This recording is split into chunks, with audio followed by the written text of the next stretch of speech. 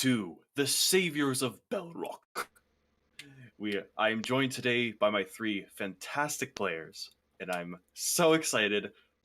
This has been in the works in my mind for a decent bit of time now, and I finally was able to put pen to paper, and we made this. So, I'm gonna start telling the intro, and I hope you guys do enjoy. So sit back, relax, be sure to grab some food and drink, and without further ado, let us begin. Today, I will tell you a tale of this land.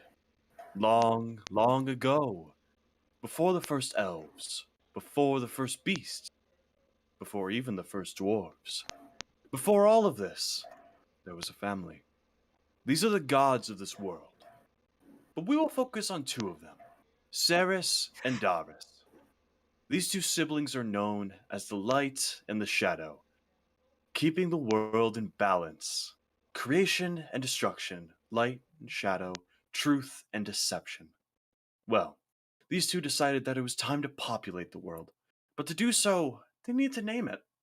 So, in order to do so, they decided to leave it to a vote.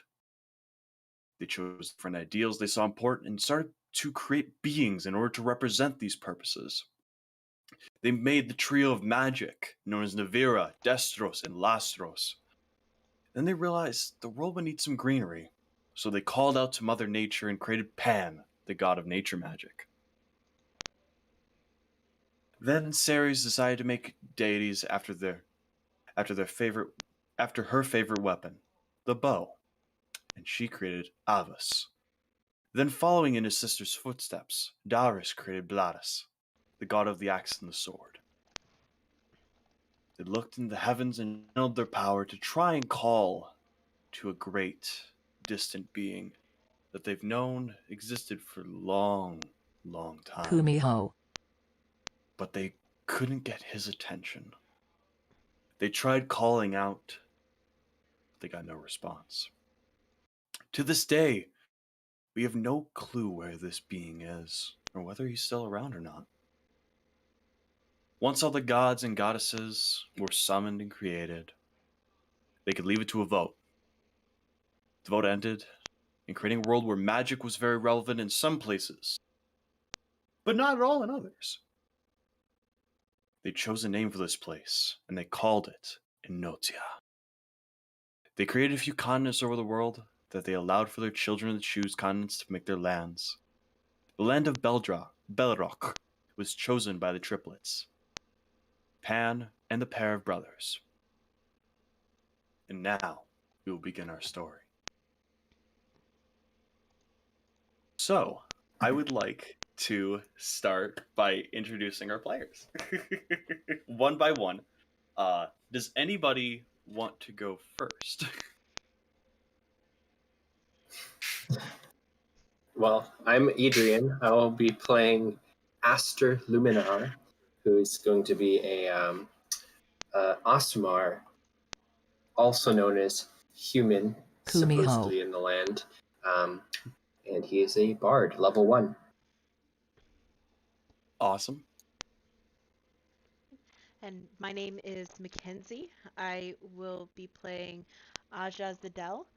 She is a Kamiho, which is the starting form of what is known in Japanese folklore as a nine-tailed fox.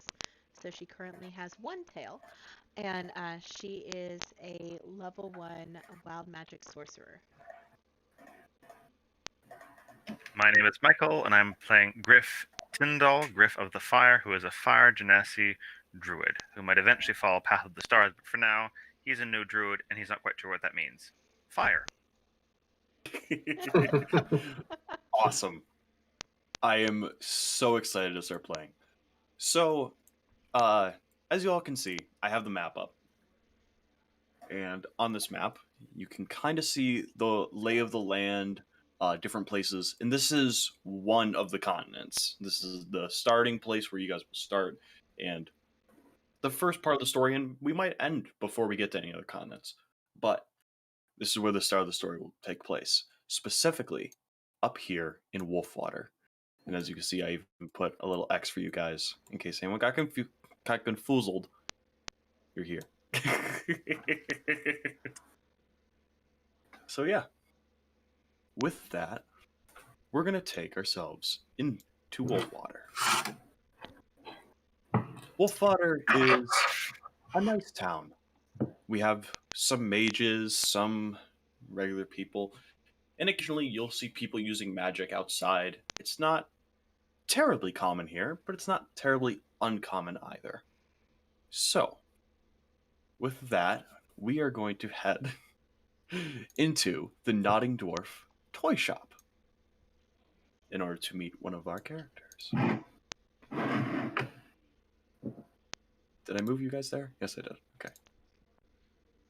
So, as the camera kind of fades into here, you see this young. Remind me of your race, Mckenzie. I am a Kamiho. I think I'm pronouncing that right. If you're not, I'm sure we'll get yelled at later. Yeah, that's fine. We see a young Kamiho standing beside a buff, intimidating dwarven man, and he looks down to you. Hello there. Hi, I'm new to the area. I am even more new to all of this, and she kind of like grandly gestures about to the toy store, and she's like, and I want to find the fluffiest thing you have in here. Fluffiest. Fluffiest. Yeah. And he kind of takes him in and he strokes. He has, like, as his picture shows, he's got a nice white beard. He's got a hammer on his side. And he looks down at you. Well, of course. And he walks kind of behind the counter and will grab this stuffed rabbit that is fluffy and is a size and a half of you. It's a full, like, half a you bigger than you actually are. And he sets it down. He goes, this could probably be it. So she is only 4'7". So getting up to the bunny that is at least a foot and a half taller than her, she stretches her arms out as wide as she can, and she like wraps her arms around the bunny and gives it a tight squeeze. On a scale of 1 to 10, how soft is it? Let's see how good his handiwork is. First roll of the game. It is very fluffy. It is exceptionally fluff. Like, all the fluff. All of it. Roll for fluff. Max fluff. I did. I got a 10. So there is a squeal of excitement that he hears from the other side of the bunny, and Aja ends up putting all of her weight on the bunny and knocking it to the floor before standing up, panicking. She's like, oh, I'm so sorry, I hope it's okay, I'm so sorry. And she'll like check to make sure she didn't rip or tear anything on the bunny, and then she'll jump back and spin in a complete circle, and her fluffy tail kind of like following almost in a wave behind her before she stops, and she goes, I don't think I can carry that with me. Oh, well, unfortunately, I don't really have any more fluffy things. I more, make toys of wood, if you can't tell by the trains and the everything. And he kind of points around. Oh, do you have a little fluffy thing? She like holds up her fingers and uses her claws to like measure something within about an inch to an inch and a half. Do you have a fluffy thing? Maybe a fluffy train? He kind of scratches his beard and he kind of looks around and goes, tell you what, you come back here tomorrow morning at, let's say, 10:30, and I will have you a small fluffy rabbit. Yay! Small fluffy rabbit! And she jumps up and down, like spins in circles. She's beyond happy. I love the little kidness of this character. That's great. Yay! And he looks at you, goes, upon delivery, it will be 5 gold pieces. She stops like mid spin, and just kind of like stares at him, looks up at the sky, looks down at her purse, and she pulls off her coin purse, and she goes over to the counter and turns it upside down, spreading 150 gold pieces on the tabletop, and she goes, 5 of these? He looks at you, and this doesn't really faze him. He's more expecting this to be some sort of a joke, and he just kind of looks and goes, yes, 5. Okay. And she will proceed to scoop all of the money back into her coin purse, and then tie it on her belt. She's like, okay, I will be back with 5 of those. Got it. All right. With that, I'm sorry, I love that. Michael or Adrian, do either of you want to go next? Should we roll for it? Roll for it. I'm odd. D20? You're even. Okay. It is a 6, even. So Adrian, you're next. I got a 7, so I beat you anyways. Hold on. I'll be tie breaking. Hold Tiebreaker, on. tiebreaker. I call tiebreaker. We have a natural 20. So even Kenzie goes. gets to go again. I get to go again. All right, reset. Hold on. Scene. Please Go for it, repeat your All right. lines. Okay. Sure. So we're gonna head over into Bags Bunny, where Adrian is. Adrian, remind me your character's name? Aster.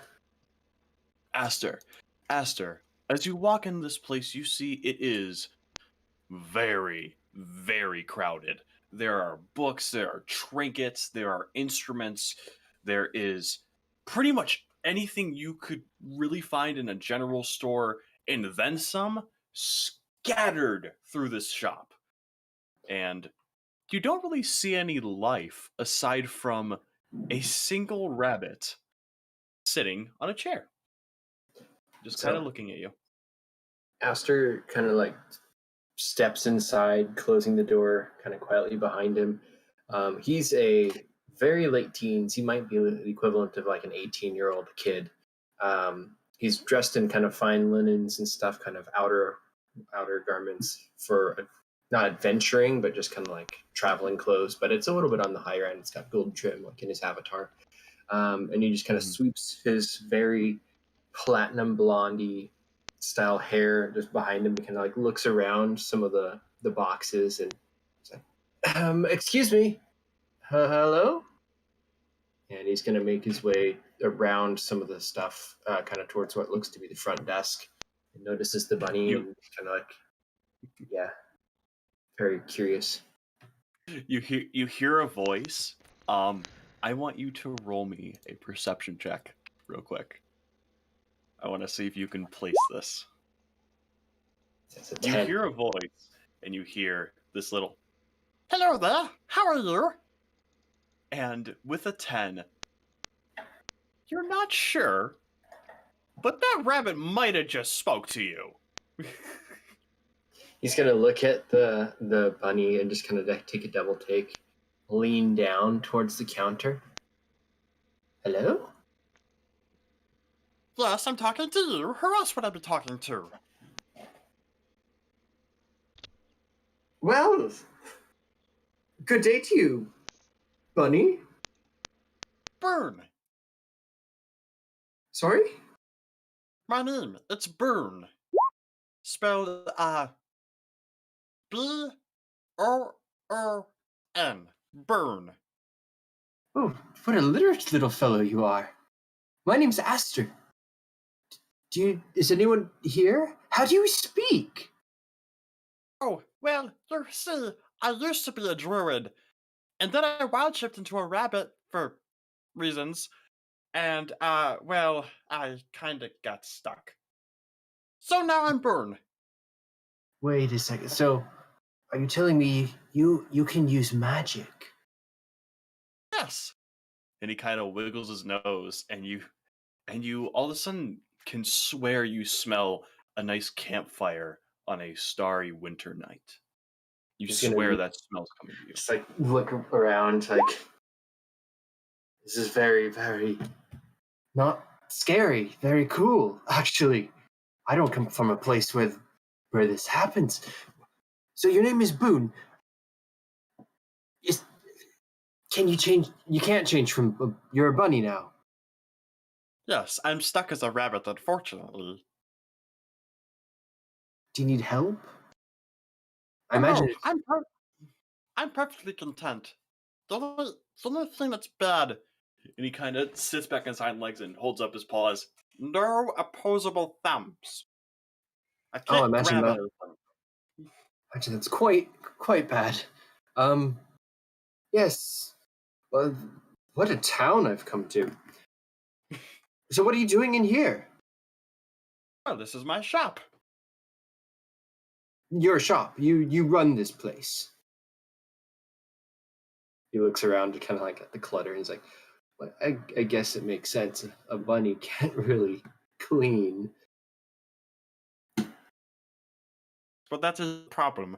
I've been looking for new hires, but everyone tries to steal from me. And then, for some odd reason, I mean, I could never have anything to do with it, they end up smelling like skunk for 3,000 years. I don't know. Couldn't have to do with me. Well, I certainly don't want to smell like skunk for 3,000 years. I don't even think I would live that long. That's the part. Yeah, yes, maybe. Well, you see, I've just set out from home and I have a stipend and I'm looking to, I don't know, get something. And I figured I would check in here. It looks like there's a lot of stuff. Do you sell any instruments or anything of that nature? Oh, yes, right this way. And you see, instead of hopping along, he wiggles his nose and he goes from right where he is and just moves. Like teleport? Or like. Yeah, it looks like from what you can tell, he just teleported. For those behind the scenes, that is Misty Step. He just Misty stepped over. Yeah. He's So very much just enthralled. He's not been exposed to magic very often, so it's Yeah. like, wow, this bunny knows more than I do. yeah. So he kind of gets onto this chest here, and he kind of points an ear down, and you see below there's a violin. And he goes, "That's my finest violin right there." He picks it up and kind of shoulders it, takes the bow, and examines it a little bit, feels the horsehair stream, and then kind of runs this wastrate, and then kind of like nods. May I play more? Well, of course. And then he will try to just kind of rattle off like 15 seconds of a song if he can. Yeah. All right. If you would like, you can roll me a performance check to see how well you do. It's 14. That's solid. Okay. You, it's not like an exceptional. Mhm. Like you didn't immediately pick this up, And but you're very obviously well attuned to any sort of instruments. You understand how they work, and as you're kind of playing this thing, this almost feels right to you. You feel that with maybe a few more days of practice, you could definitely get really good at this. okay, he will play a little bit more on it and just kind of awkwardly like pause. Like, is it okay that I'm using this? And then just like, I think I will take this. And then might I, out of character, utilize this as him getting his starting equipment musical instrument? Yeah, that's fine. If that's the case, starting equipment musical instrument would usually cost you, or this would usually cost you the same as a regular violin. I'll just say you don't have to pay anything since it would be your starting equipment. That works for me Cool. if you want to go with that. Sweet. So yes, he Because will. that does make sense. So he will. Yeah. If does it come with a case and like everything like that? Preferably a one with backpack straps. Because he doesn't want. Boone will, Boone will kind of show you over back to kind of where his chair was and get you everything you need to have that ready to go for adventuring. So yeah, he will pay for it, kind of examine it, like still very like shy to touch or play it too much until he's actually like out of the shop. But there's still also so much to see. Like he looks around at the bust here on the statue. He looks at the lamps, the wheel, all the books, and he just is still enthralled with this place. Yeah. Well, while you're doing that, we are going to Kumiho. fade over to where Michael is. And Michael, remind me of your character's name. It's Glyph? Griff. Griff. Thank you. Exactly. Gotcha. And you are over at the Flux Crooks. This is a blacksmith. And you see this woman standing there in full blacksmith gear. And as you kind of walk in, she's hammering on what looks to you to be some sort of either broad or greatsword. You're not sure which it's turning into. It's still in a very rough shape of what it's going to turn into one day. Okay. I'll wait for her to maybe between mid-stroke so I don't announce myself while she's at risk of hitting her thumb and say, good day. She looks up. Oh, good day to you. What can I do you for? Don't worry, I'm joking. Ah! Yes, very droll. Role playing the minus 2 charisma Kumiho. jokes is like what was a joke? I don't know. Was there humor here? Failed to detect humor. And Griff will say, Kumiho. is this a blacksmith? Well, yes, this is my blacksmith. This is You well. seem more entertained than the bard from back home. Oh, well, thank you. Yes, this is indeed my blacksmith, and, well, you see, I really only have myself to keep me company, so I have to do something to keep myself entertained, so an occasional joke here and there does help. That is fantastic skill. I wish I had that ability. That is truly admirable. My skill is in wood and in my hands, and I'm new to town and looking for work, so I thought since our trades are allied, I might introduce myself and see what I might learn about this town and what needs there might be for a newcomer to be of service in this town. Lilith kind of looks at you, and she just kind of takes a moment and and she gets serious for a second. She goes, well, as much as I would love to just hand you a job, unfortunately, we're not allowed to. Oh, why is that? Have to go through a whole process and well, Understood. There's a structure in place. you really aren't from here, are you? No, I do stand out a bit.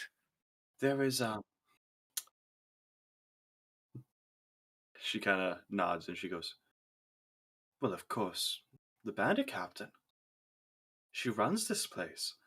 If you defy her, it means death. Nobody dares. How would one defy her? I mean, of course I don't want to, but what are the things that I must not do to avoid defiance? That's the word. If you were to...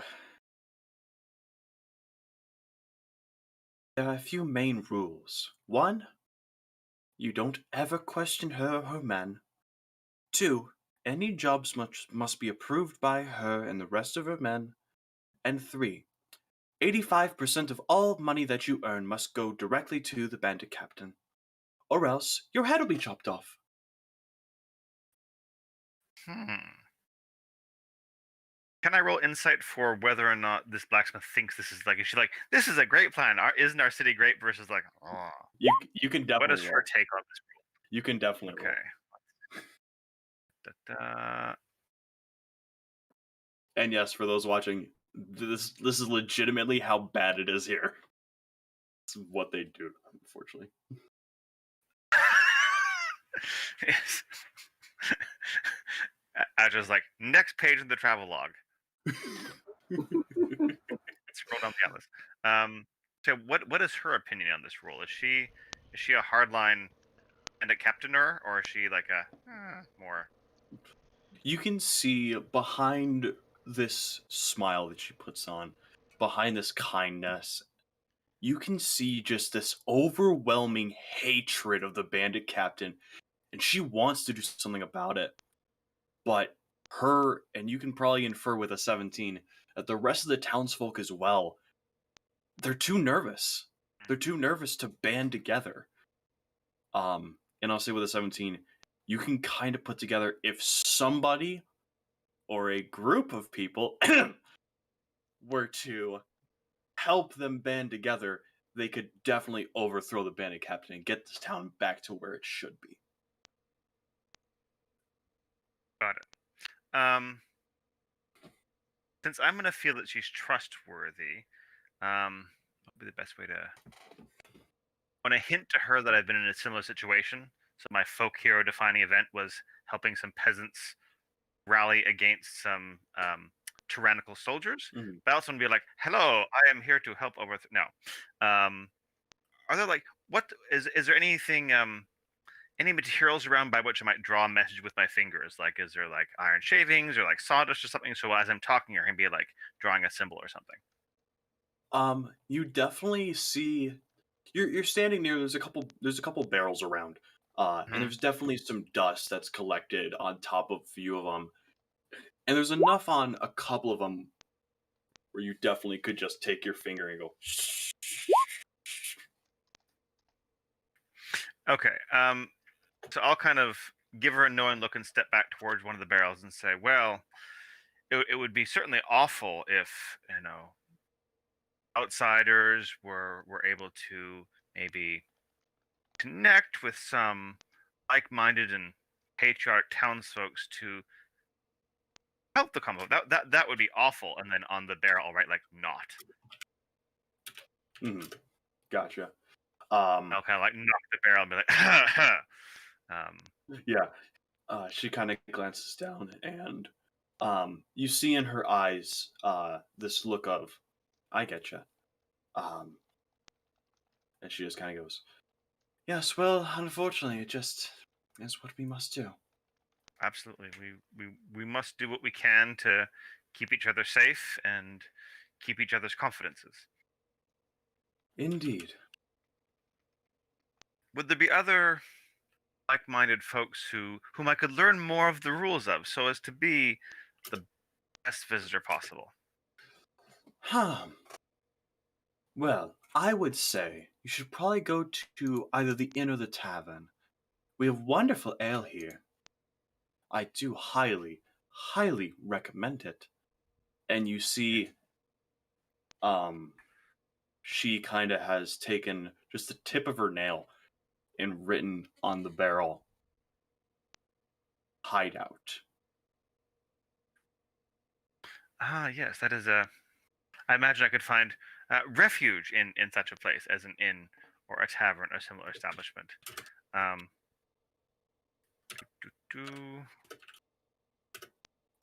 I'd like to leave her with keepsake of something.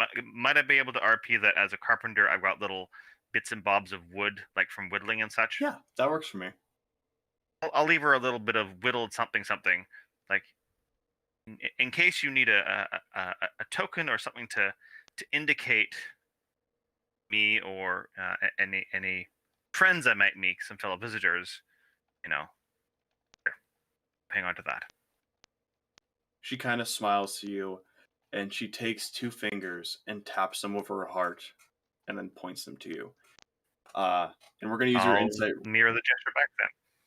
Okay, You insight. can tell. Oh no, I was gonna. Oh wow. Okay, even better. You can tell that her doing this is kind of the town's way of promising that they'll always have your back. This is their way of promising that if you call, we'll be there. And Okay. that was kind of her doing that to you. Okay, I'll do it back. For sure.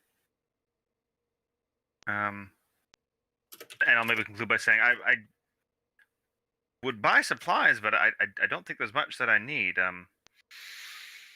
Is there any business of yours I can help with? Any errands that you need running as I'm exploring the town? Oh, actually, and she kind of turns around and she picks up a piece of chainmail armor.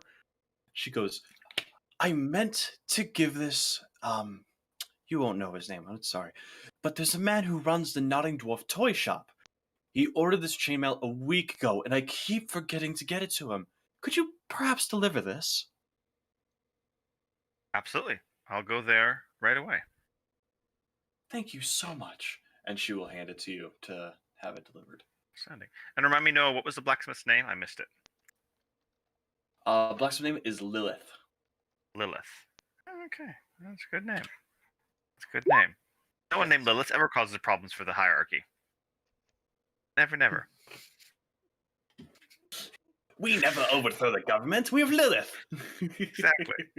So I'll take the chainmail and bow and head out towards the toy shop.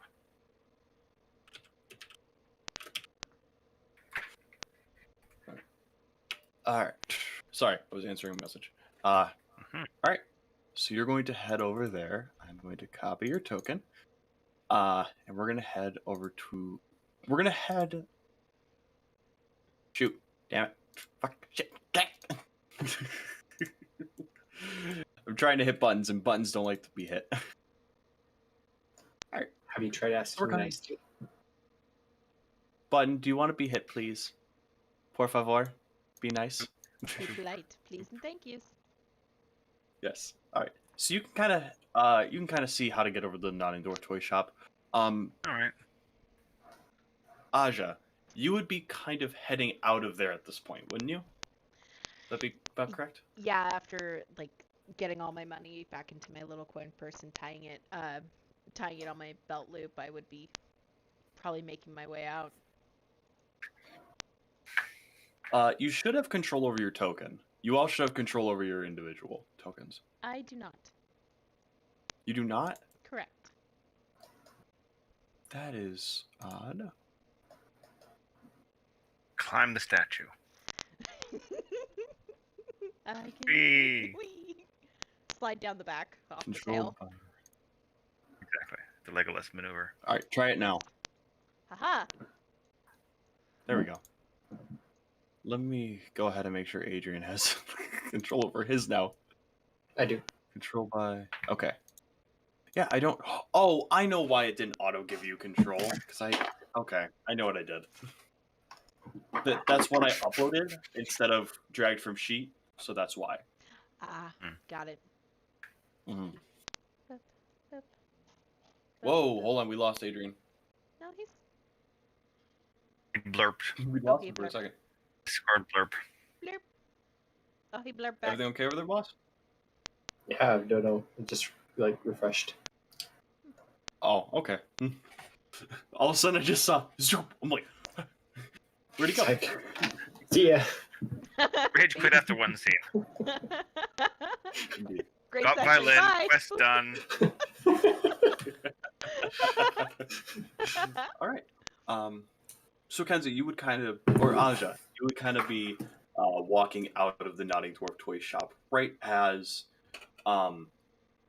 Griff would kind of be walking towards it. How tall are you, So it Griff? definitely. Pretty tall, like 6'1" or so. Okay. You said With the you're- fiery hair being taller still. Yeah. Is your hair on fire and like moving? I assume so. Yeah, I think that's kind of the that's what it says in the tin of the fire gymnasiums. We're very don't think Fire it's don't think genasi-ish. subtle is not possible.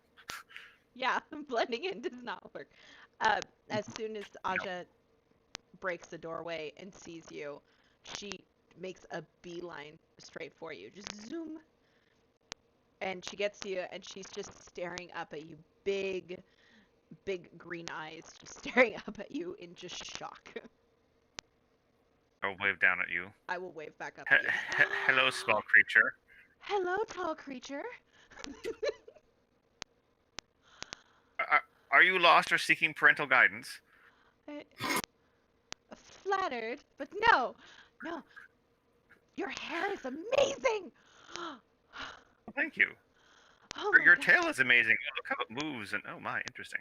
Oh, thank you. And it's almost it's longer than her. So like if she were to lay wow. it down on the ground, it would outlay her shadow. Pan has clearly favored you.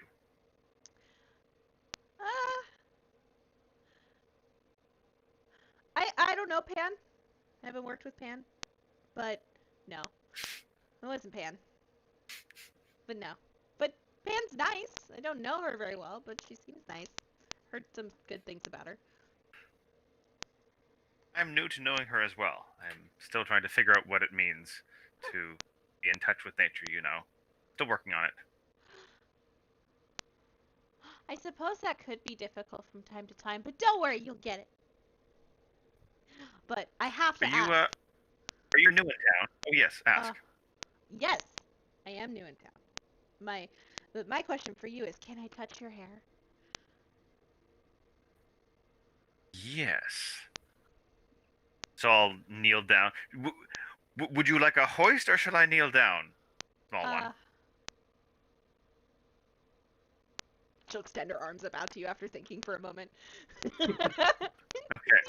Up. Do you know the game of Griffin? No. What's that? Signature game in my village. This is what I was known for and how I was named. So touch hair. Okay. And then Griffin. Whee! It's like airplane, right? She's just like squealing with joy. And she's like reaching up, and every chance she gets, she like runs her hands through the flames of your hair. She's like, oh my god! That's great. You are adorable and sparkling young gentlewoman. What is your name? My name's Aja. What's your name? I'm Griff. New to town, looking for work, trying to find a new life eventually. Huh. Nice to meet you. I'm Aja. I am here because I am on a mission, and I haven't figured out what my mission is yet, but it brought me here. A mysterious mission. Yeah. Fire sages speak of those. I'm going to pause you guys for just 1 second, and I want you both to roll me a perception check. So you guys are kind of just talking out here. But I want to... Oh! 10. I'm like fascinated by small fox child. I am playing airplane. Yeah, okay. I don't... Why'd that roll you with advantage? That's weird. That's probably the default setting. I have advantage on perception checks. Oh, do you? It's a racial trait. Oh. Cool. That's right. Okay. Sorry, I forgot about that. Kind of good. Yeah. Okay. Aja. Something moved. You don't know what. It may have just been you going around in circles, but you could have sworn as you're going around, something moved. Something that shouldn't have moved, but you can't tell one. Griff, tiny being, woo. Much woo. Glory meant it light. I think you should put me down. I'm starting to get sick, but this is really fun. Oh yes, of course. Yes, small creature. She like puts when she's sat down, she puts her hands on her knees and like bends forward like that was really fun. We're gonna cut over to licorice jerky and make it better. We're gonna cut over to Aster. Aster, are you still in the shop, or would you be starting to head out of the shop? Yeah, he would kind of wrap up. He'd probably spend kind of a lot of time in there, either just chatting it up with the bunny and then looking around. But he'd be happy with his purchase of getting the violin, and probably any of his other starting. Bless you. Thank you. But he would eventually, kind of get out of the kind of, I don't know, like the disheveled shop of like everything you can think of in there and get back onto the streets, and kind of looking around. What time of day is it? It's probably around. It was midday when you all got here, and you all kind of went to your respective shops. So now you've probably spent an hour browsing, just kind of looking between different shops. You went into each shop that you started in. Okay. It's probably been about an hour, so it's probably about 1 p.m., maybe 1:30, something in Okay. that range. If it's not too much of an issue to instead of regrouping with everybody else, I would kind of like to go to the blacksmith next. Yeah, no, that's fine. You do not have to regroup. There will be something there's something that's gonna make you all regroup. You don't have to right now. Take your time.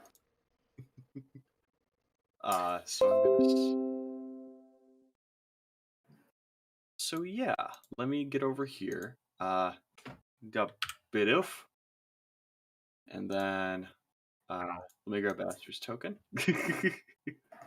Aster, you kind of head into this blacksmith, and you see same woman that Griff had seen. Okay. Hello. Knock knock. Yeah, what are you doing it for? And yes, yeah. she does look for everybody. I am. I'm new, and I was looking to see if you have a shop. But this looks more like a. Are you making something in here? Is this where can I go to see your wares? Or do you know where I can find? She kind of gestures to the walls, and as you're kind of taking a better look, now your eyes are adjusting because it's semi-dark in here, aside from the very hot and roaring fire. And now that you're actually really getting a good look around, you see on the walls there's different swords, axes, hammers. There's some plate mail. There's some chain mail. A couple pieces of leather armor. Pretty much anything armor and weapon, base armor and weapons. Mm-hmm.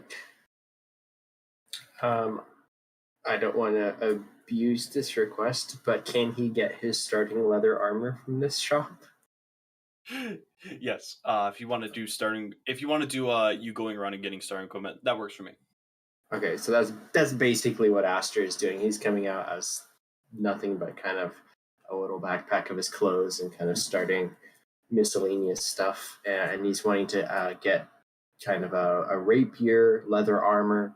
He has a dagger, which is kind of very thin, almost poniard-like blade, which his father gave him before he left, but he wants to actually get something that's a little bit more real. So he'll get a fencing foil with one of those spiral guards that kind of cover the wrists and stuff. So he'd like to purchase that type of stuff here at the shop. You can definitely purchase all that. You're an Azamar, right? Yeah, he looks basically human. Before I had actually fully made his character, I had the token made with like elf ears, but he looks more human than anything else. Yeah, that's fine. I'm gonna roll something real quick. Lilith looks at you after a few moments of observing you. She goes, "What are you?" Well, what do you mean? I'm new in town. No. You appear human, but you're definitely not. Oh no, I'm definitely human. My parents are human. I'm human. Yes. Hmm. She. If you want to roll me a deception check, you can. No, he doesn't necessarily. I guess no, he does know something. That's why he's setting out. Okay. But he doesn't know exactly his lineage. So Okay. Yeah. Go ahead and roll me. If you want to do deception or persuasion, either would work for me. I think I will go with deception because Okay. that's kind of the reason that he left, was to go try to find out more about what he is. So he doesn't. He, as far as he knows, he is basically human, but he has access to abilities some consider unnatural. Yes. So she kind of looks at you. She goes, I can't place it. Something about you. Maybe I'm wrong. I'm sorry, lad. Can you sense magic? There seems to be a Um, lot of magic in this town. The last place there is a bunny. But he you met spoke. Boone. Yes, Boone. Oh, Boone's a Delightful. sweet. Yes, but Yes. where I come from, there is no, like, magic isn't done like here. It's blatant. But can you sense magic? Well, we all have some magic here. I'm gonna take us to the map for 1 second, and this is just to kind of give you an idea. You do not have to pick any of these places to say where you're from, but the places that very much allow magic are Wolfwater is very neutral. Ascot is very neutral. Hogsfeed as well. And then there's kind of some places that don't really care. They're not so much neutral as they lean kind of towards one side or the other. It kind of just depends on what kind of magic you're using. But there is a couple places where only the very wealthy can use any magic, because they're the only ones who can get any training, and you don't really have a lot of warlocks coming in there. And that is King's Watch. Okay. Right up here. And that's the closest so it place. would make sense that you may have come from there. Sure. Yeah, absolutely. Yeah, I want it to be where he's from. Like, I really like that idea of this world. There's places where you don't do magic. That concept is very enthralling to me. So I would like him to be from King's Watch then. Okay. Yeah, if you want to add that into your backstory page, go ahead. But yeah, so you are from King's Watch. Would either Kenzie, Michael, would either of you like to choose where you're from, or do you want to just kind of leave it to where we figure it out? If you're looking, whoever do you makes guys want sense to that be? a fire genetic village would be nearby, I guess. Yeah, Probably not in a magicating zone. We look magical. Yeah, if that's the case, you're probably from down here in Howie. Okay. You're probably from way down here. That works. Yeah, the place down there is very much very magical. There's definitely fire genasies who live within the village. Like, there they don't discriminate whatsoever. You could walk in as a talking dog or rabbit, and they would not discriminate against you. I feel like you're also probably like the most adventured out of us all. So it fits. Howie. So you're from down here in Howie. Mckenzie, where would you like to be from? Oh, did you?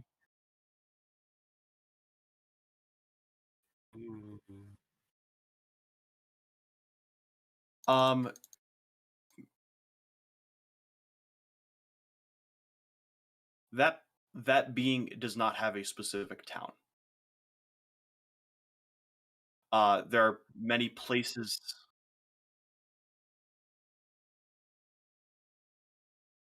Trying to think where that would end up. I just dropped a metal D4 on the floor. I better get it right now before I forget. Yeah, get it before you stab yourself with it. Jeez. I guess probably from Kilrith. So I'd say like Kilrith, or maybe you could even say like the outskirts of Kilrith. Is where you just had a chance encounter. Um, just because there's not any one place you would be able to find.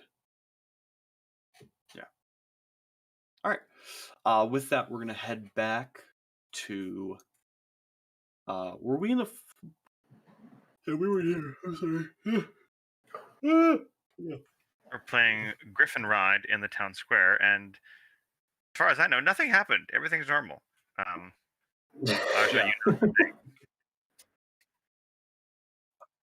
Yeah. Yeah. We're gonna head to this map. You would have been up here. Yeah, there you go. So you all kind of see around, um, and you all are in different spots. Tell me, we'll kind of just go one at a time. Where you guys would like to go? If you guys would like to stay in a pair, and Adrian, where you would like to go? I'd offer to buy you lunch or something, or refreshments, since I'm new, and I had a reason to go to the tavern or the inn.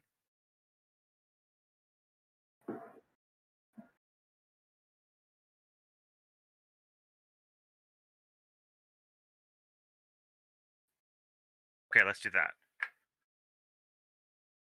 I guess up to you, Adrian. We could be turning in the chainmail quest, or having done that, being on our way to tavern. For Aster, I think he'd make his purchase and like not even get in it or anything. He's just gonna have it kind of slung over his arm or in a shopping bag, whatever she supplies. Most likely something he'd have to carry, but he'll try to get out of there fairly quickly because of the awkwardness of her questioning his ethnicity. But one question I have for him is, what was he able to find like a rapier like that, like a fencing foil? Yeah, he was able to find a rapier. And for just aesthetic purposes, yeah, it would definitely look like that. Cool. So he She kind happened of to make one. he belted it on, kind of feeling a little out of place, not really ever like wielding a sword very much before. But he's going to step out and try to find either a place to grab lunch or at least like some fruit, and then kind of head south towards the dragon statue. The two main places for food would be the Third Pegasus Inn and the Frightened Stow. Those places are known. As you're kind of running out of the Flux Crooks, Lilith kind of runs after, goes, "Wait, hold on. If you need to find out anything about magic, head to Bubbly Brown's. He's our resident wizard." Okay. Thank you. Of course. I shall. And I'm sorry for the awkwardness, and she kind of gives you like a bow, and it's very obvious that she feels really bad. It's no worries. No worries.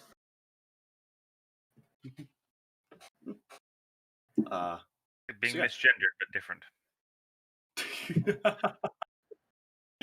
Misraced. Yep.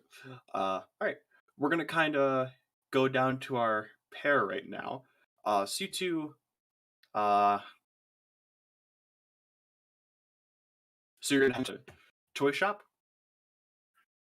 Yes. Having heard from Aja that toy shop is right there, I'll take chainmail. Okay.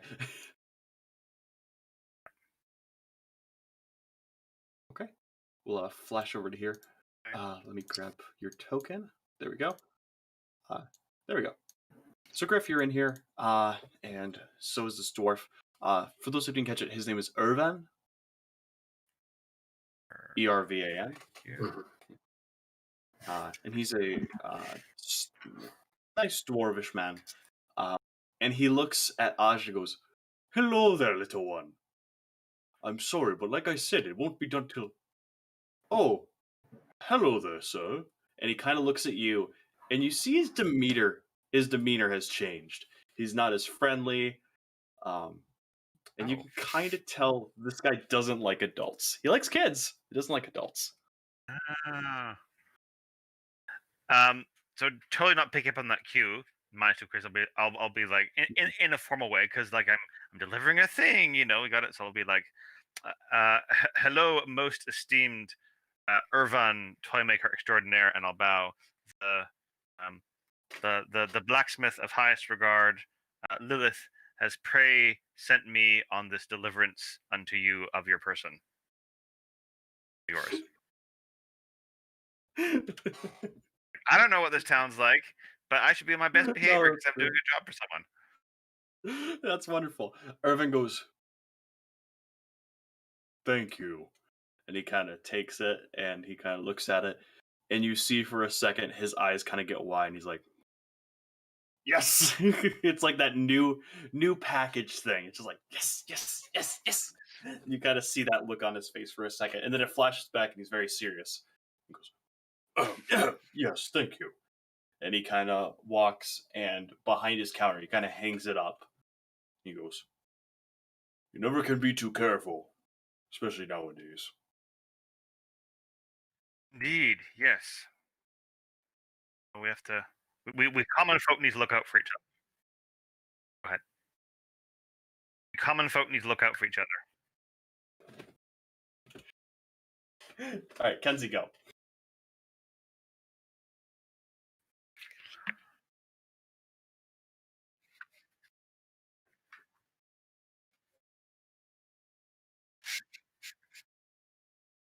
Irvin kind of smiles down to you and he goes, or he doesn't really look down to you. He's actually about eye level with you. He's a dwarf. He's not the tallest man here. And he kind of just goes, well, thank you, young one. And he kind of ruffles your hair a little bit.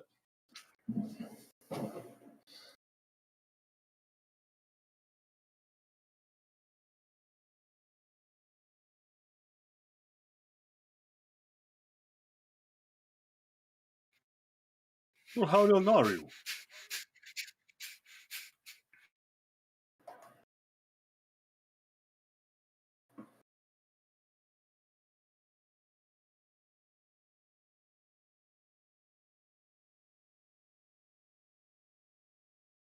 His eyes go wide.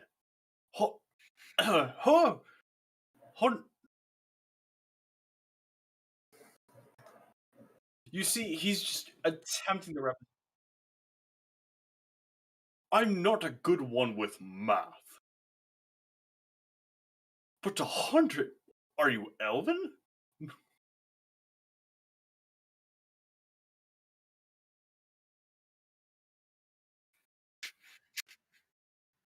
Go check. He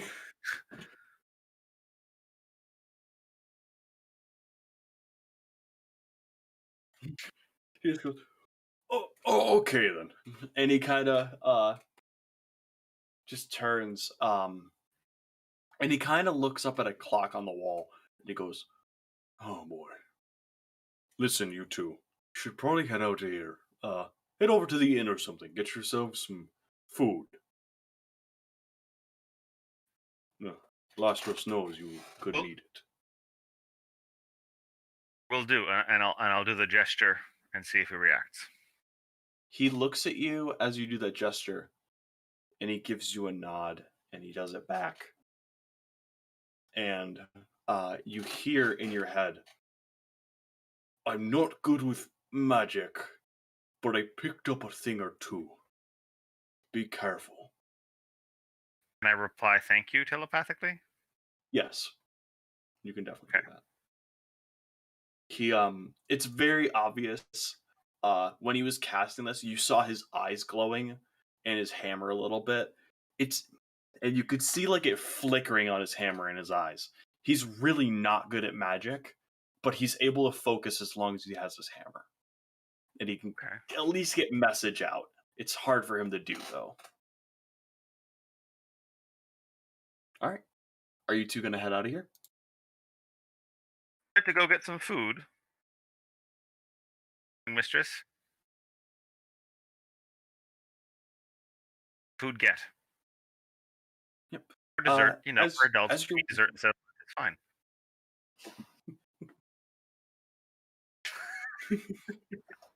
As you guys are walking out of here, roll me one more perception check. Hooray! May I as well? Since I'm, or do I have to be in that area? No, you're close enough. You can roll one.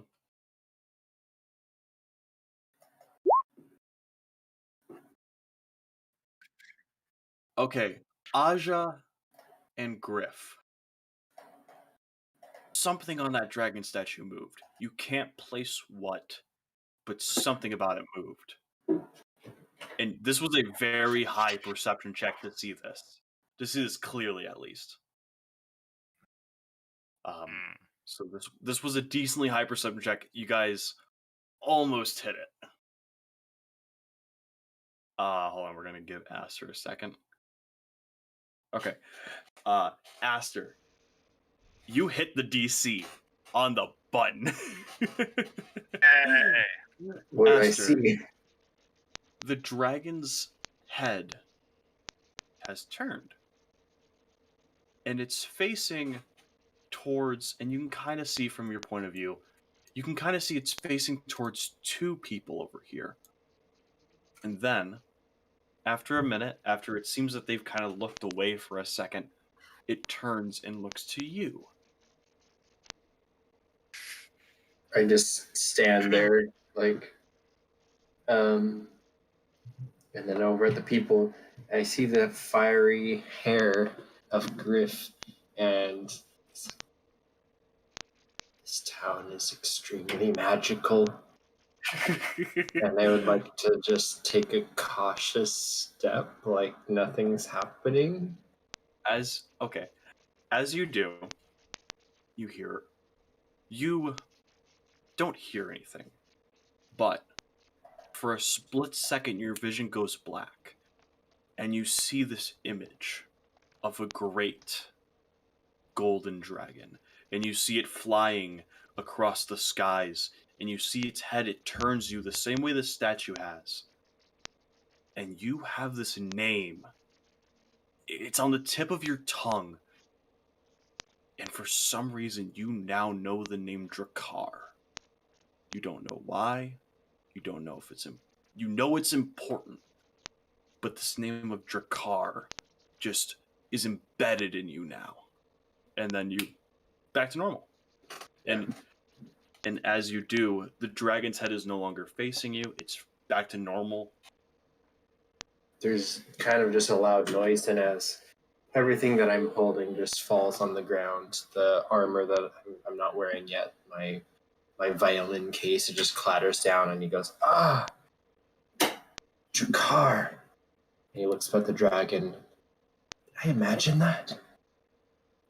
And then seeing the other two people, I'm gonna just kind of like awkwardly pick up my stuff and start kind of closing the distance, running a little bit towards them, looking, say, like a crazy person. Alright. You two. You see this human man walking towards you. And you two, with your perception, definitely saw him just go and drop all his stuff. You didn't hear anything. You don't know what happened. But something just happened to this dude. And it has to... And you can put two and two together. This statue and this person are connected right now. You don't know how, you don't know why, but something just connected them. Okay. I get a sense that it's dangerous. You don't get a dangerous sense. Should we get him away from potential explosion that might happen in a minute, kind of idea? No. It's not a dangerous sense. It's more of that was weird. Don't know why that happened. Wasn't good, wasn't bad. Kind of neutral. I'll rush over to this person and help them pick up their belongings and to like, friend, are you all right? Something odd just happened over the statue. Yeah, you are an incredible person. And I would actually like to give you a bardic inspiration with that line, as they just look up at you with your fiery hair. I will say thank you. Not good with compliments. You are also incredible and on the floor. Are you okay? Did that dragon Did you see it? Nodding. I look down at the fox. I forget your race name, but It's a Cameo. I think it's how I Camille. wrote. I think that's how I wrote how to I pronounce it. I could I be wrong. guarantee you, I have never seen your kind before, and I just kind of look down from fireman to you, and he's like, This town is incredible." I'm Aster. I know he's gonna like pick up his violin case and kind of stand up and try to like get his stuff back from Griff. Hi, I'm Aja. Absolutely. It's a pleasure to meet you. And he bows, and in doing so, some more stuff falls out, and he like awkwardly picks it back up. She'll like try to like hand you your stuff, especially if you're like 6 foot. So she's like stretching up. It's like a little kid handing stuff to. I think he's that tall. I think he's probably like 5'7", maybe. So, but not Okay. quite. Oh, he's So just like an extra good. foot. Yeah. We make it a Right. nice line then. Yeah, we got this. It's fine. Yeah. She'll help gather your stuff and then give that same like awkward curtsy thing. Like try to figure out like, is this how we do it? Because I'm not sure. I'm new in town. Maybe you can help me. Just get the ropes, so to speak. So far, I've met a talking bunny, and seen a dragon. Raises his eyebrow. When did you? Aster's having all the cool stuff happen. Well, well, I just got to town too. I just got called a kid. Not really too sure how I feel about that. But yeah, just got called a kid. Learned a really fun game Right. with him. You should play. It's super fun. But now I'm getting hungry. Oh, I'm hungry too. How old are you? If you don't mind me asking, I don't want to be rude. No, it's fine. For you, I'm old. For me, I'm really young. I'm 150. Celebrated my birthday 2 months ago. Ah, and someone called you a kid. It must have been because of your height, but it's okay. I got called not human. Weird. It's a very interesting town. Yeah. Are you new as well? Yes, Gosh, it's an interesting and dangerous town, but if you'd like to join us, we were going to try to find a meal, perhaps some cake since you had a birthday recently. Or I don't know what D&D Cake. characters have for birthday. Name day. Plum pudding, name day porridge. Name Like- day porridge. Like cake would be like the royalty would eat that. So I don't know what like common folk would eat. Porridge Cakes, how about that? with sugar. Sugar. A spoon Yes. of sugar. Just a spoon of sugar. Exactly. Sugary porridge. You all kind of, as you all are talking, if anyone kind of glances up, you see this Warforged kind of walking past you all, Huh. and he kind of looks over to you, and he's got a staff with you, and he kind of looks at you and goes, "Good day to you all. It is great to see you here in our town." Good to see you too. Hi. It's great to be here. We are happy visitors in the happy town. Happy town. Prosperous and quiet. Where can we find food? We're Oh, hungry. if you're looking for human food, you can definitely find some here, in the Third Pegasus Inn. And he kind of points over to the inn right behind him. Is there an option for non-people food? Well, when I say human, I mean non-robot. Ah. I'm learning. I have my own snacks. And he kind of picks out a computer chip out of a bag, and you see a jaw opens, and he starts munching on it. Sounds crunchy. Fascinating. Yes, I don't recommend either of you try to consume it. Who's running it? Aster is just watching this all happen with his jaw kind of like hanging open. Um, What is your I'm gonna- name? I am Griff, I'll say. Oh, I am Elias. I am the resident wizard of the town. Wondrous to meet you all.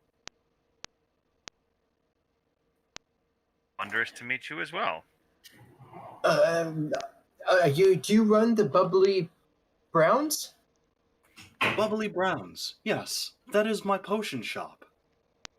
Oh, wonderful, wonderful. I'm Aster. I was gonna go there after we eat something. Oh. So you're that Asta. You're new, aren't you? I haven't seen you here yet.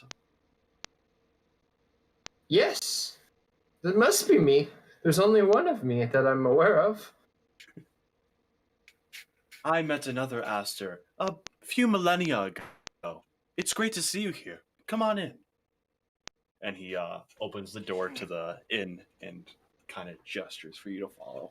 I thought you said you hadn't been here before. Me? Aster. I thought you said you hadn't been here before. I'm 18. Oh, you're young. Oh. Oh. I'm gonna like start to follow him. They're like, I am so confused and hungry. Yeah. So you all can kind of head in there. I'm gonna go ahead and do a quick copy. Does he want to join us to socialize even though he doesn't eat? Like he can, like, I don't know. I don't know what the robot culture is. He has his But I foot. would want him to feel included. Yeah. Computer chips for dinner, and if he's feeling like dessert, floppy disks. Nice. Good. Yeah. So you all Okay, kind real of. megabyte. Jeez, why are they so? When you get the travel You all slaves and kinda come in- microchips. Oh my gosh. So you'll kind of come in here, you sit down. Everybody, as you walk in here, I would like you all to make me a quick perception check. Because I do have a thing that could happen I here. have that skill. Where's my things? Here it is. Wow. Hey,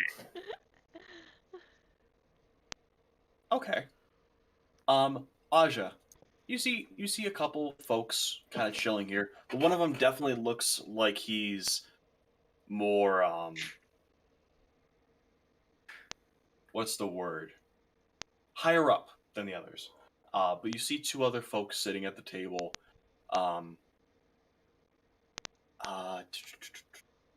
Griff and Aster, both of you notice there's another guy kind of just chilling over there. And they're all just sitting at tables. You don't if you want to roll an insight to try and get a motive on them, you Sure. can. But you just kind of notice these people are also in here with you. Wow. is red sus? I'll tell you in a second. That one. Does anyone else want to roll one or no? Roll insight, was it? Yeah, insight. You're just if you want to try and get just a kind of a I would like to roll insight on the Warforged, actually. on the Warforged. Okay, you can roll it on the Warforged. Because I want to know kind of what he meant, what he was talking about, and just kind of what he's doing. He seems to be kind of guiding us into the tavern, right? So Yeah. Okay. I'm guessing that Aja does not want to roll anything. Aja's too focused on food. Fair enough. Griff, as you're kind of walking in here, you notice these guys, and from what you heard before, these are definitely bandits. And you have a strong feeling that this guy might be their captain. You have So a the one strong- middle? this guy right here. right guy. That guy. Okay. Got it. I will scoop up Aja and say, Griffin, isn't that a fun game? Whee! Or some other gesture. Yeah, you get what I'm going for. Yeah. So Okay. if you lift her up, she will instantly go into airplane mode. but if you settle her, like pointing her towards them for an extra second longer, she'd catch on. Okay, yeah. That's Okay. the idea. Um, Don't know how to tell Aster. yeah. Aster, Yes. as you all are kind of sitting down. Oh, what's Uh, up? uh, as Aja is getting spun around, she will make a quick gesture with her hand and cast message to Aster and tell him Griff thinks there's bandits in here, so be careful.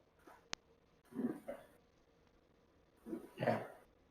Aster Uh, hears it and like doesn't actually react. Surprisingly, like that specific magic does not take him by surprise at all. It's like something he's very used to or familiar with, and he just kind of looks over at you as if you spoke, and then you just kind of like turns away the other expression. Does he respond? Uh, Because you can respond to message.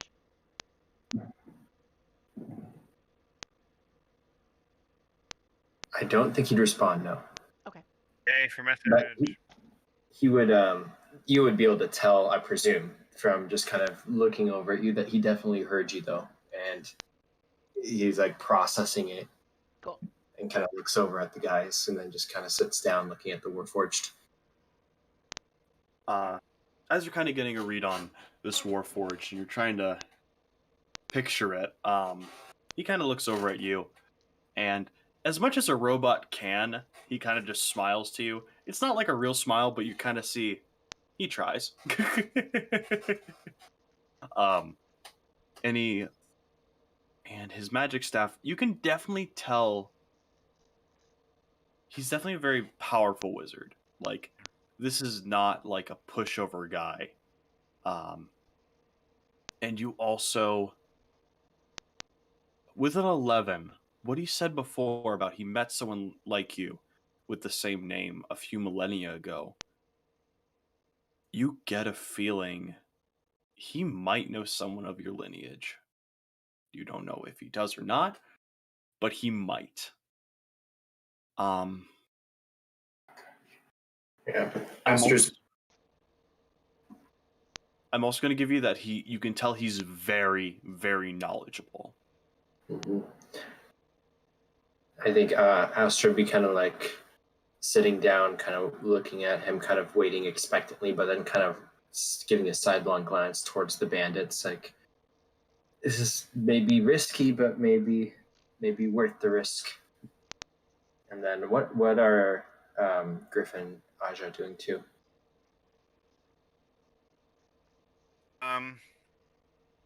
I guess would we have enough? Is it enough danger sense that we should just like find another tavern, or are we gonna like sit down and suss out? I guess Griff would go either way. What do your characters think? Aster is definitely kind of like sitting down, kind of like, we don't bother them, they don't bother us. I kind of want to talk to the Warforged. Okay, then yeah, I guess maybe we like sit on the other side, or like on a table, where we have a wall beside us. It's a very open floorscape, but you can. It's also very obvious that you've got enough room. Whereas you can definitely put enough distance between you two that, unless they're really focusing on your conversation, they're not going to hear you. Unless you're focusing on theirs, you're not going to hear them. Yeah. It's enough that the room itself will drown you out. Aja's at the bar. As soon as she got put down, she took off towards the bar. You're at the bar? Yep. Yeah. Where is the bar? Is this the bar? You see this the bar would just be kind of out of it's Okay. just it's like back here. It's Okay. just So out of it's on our side over here. Yeah, it's definitely on your guys' side.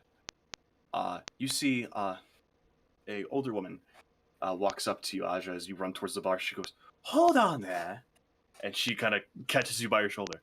You are way too young to be drinking. I, Come now. I'm not young. It's fine. I used to drink all the time. Well, I'll put you to my own test. And she holds up her fingers, and she zone of truths you. Okay. Let me see what zone of truth is, because I don't know the DC. Or I don't know what check it is. I know the DC I'm gonna put, but I need to see what the check is. I believe it's wisdom, but I'm not 100% sure. It's charisma. Is it charisma? Oh, okay. Yep. So make me a charisma saving throw. 22. Yep. You save. The zone of truth does not affect you. Does she know I'm not affected? I'm gonna roll an Arcana check to see if she can. I don't think it's just base in there, whether she can or not. But I'm gonna roll her an Arcana. I'm not gonna say whether or not she can tell. But she's gonna look at you and ask you again, and she's gonna go. Now, how old are you?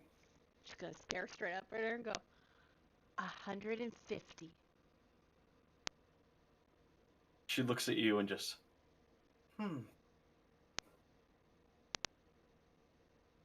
Well, you can't lie in the zone. Fine, go ahead.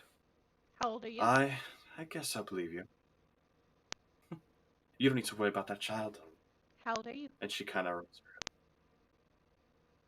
looks at you and goes, it's impolite to ask someone like me their age. I'm sorry. It's impolite to ask someone like me their age.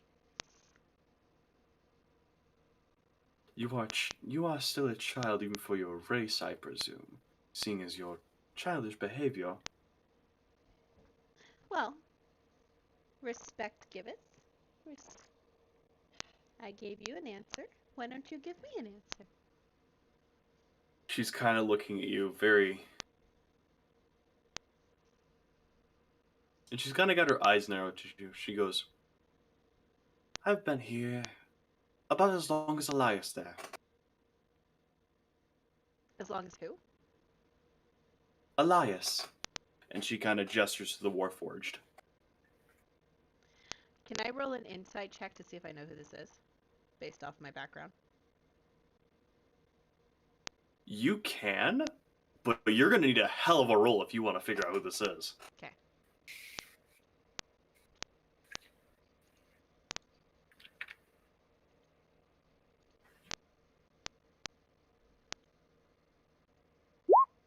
Nine. Not even close. I will... Do you guys want me to pull back the curtain and tell you what the DC was? No, I don't. No? Okay. Then I will not. DC was very high. That's all you need to know. History. So, yeah, you guys are kind of in this tavern, and you're kind of just looking around. And you... Socialize with the you had to- Warforged. Yeah. You gotta go get some food. And some time passes. Is there any specific conversation you would like to have? She's so rude. She asked me my age but wouldn't tell me hers. She gave you an indirect answer. I know. She didn't tell me her exact age. That's rude. Still rude. Thank you. I guess I'd just be curious to know more about the Warforged background, like what his plans are and so on. I kind of think sharing, if I'm picking up on what Adrian's wanting to, just like suss him out as a potential ally and see what his deal is. Exactly. I'm doing the same thing.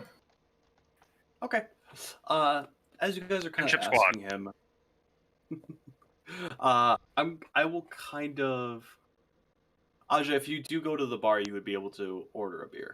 Yeah, she would have gone to the bar and got food and drinks. But she would have specifically asked for 3 things of beer for herself. 3? Okay. Mhm. Yeah, they would give you that. How fast? Before I get into this, how fast do you drink them? Not fast. I nurse on him. Okay. So you kind of nurse on these. As you're kind of just sitting there. And then you guys are kind of just. Oh, Adrian poofed. Hold on. There he goes. All right. You guys are kind of talking with Elias, and you kind of are able to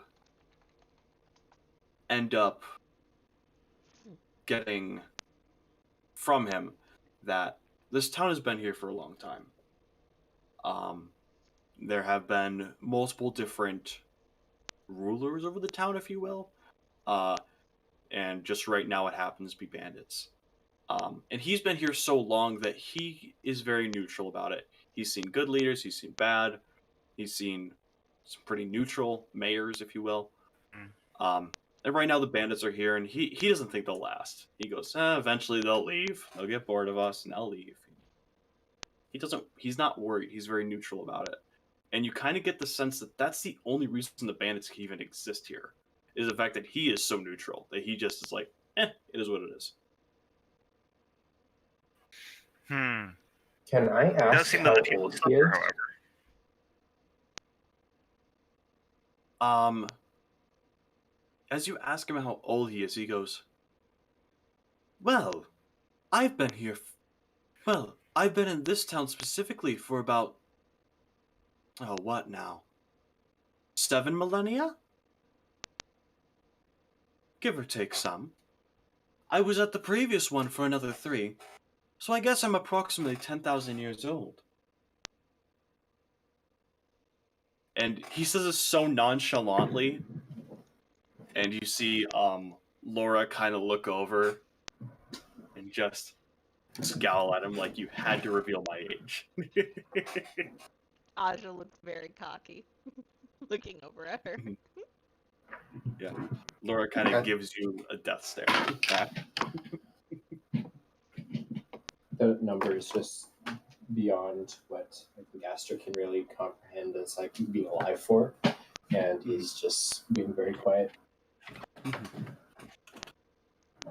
Elias actually looks over to you, and he will cast message to you, and you hear in your mind,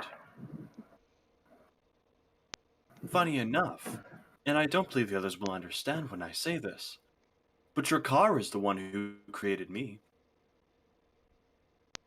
The dragon. Yes. He created me centuries ago. Well, not centuries, but a few millennia.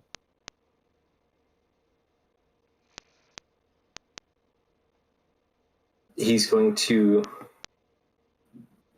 just kind of say out loud because he doesn't want to cast a message, but he's just going to say to the thing, did Drakkar, sorry, Drakkar make me?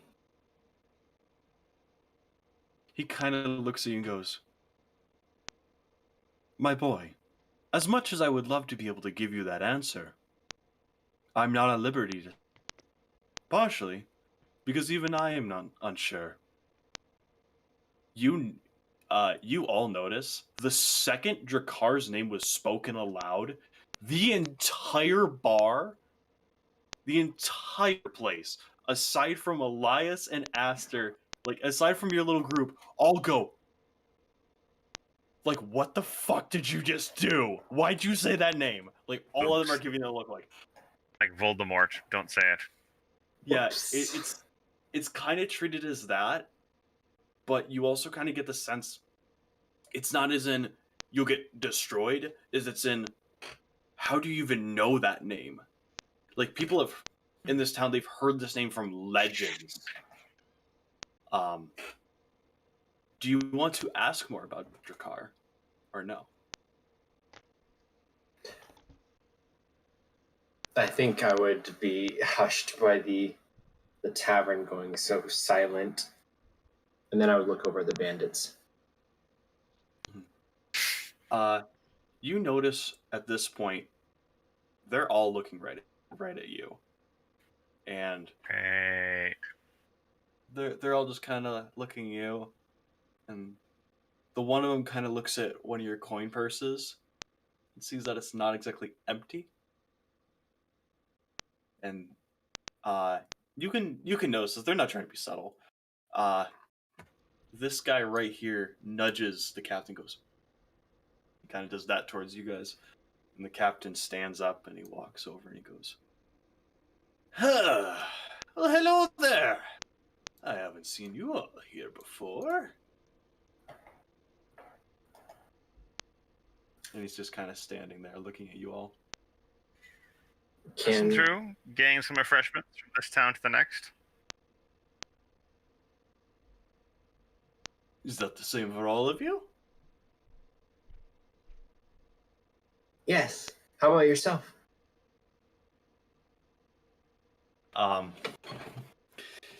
He just kind of looks at you and goes, well, you see, I kind of run this town, if you will. And, well, when you're passing through, you have to give me a little something. Now, I'm in a very cheerful mood today. I got an ale in me. So I'll just say half of whatever gold you have on you. It's now mine. So I'll take that. And he kind of looks at you all. And he's very much not joking about this as he says this.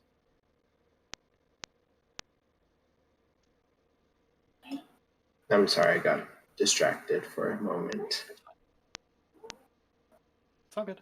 Well, if I don't have very much money, and I'm on a mission, my first mission, and I don't know what it is yet. I haven't been told. So I think it's best if I hang on to my money.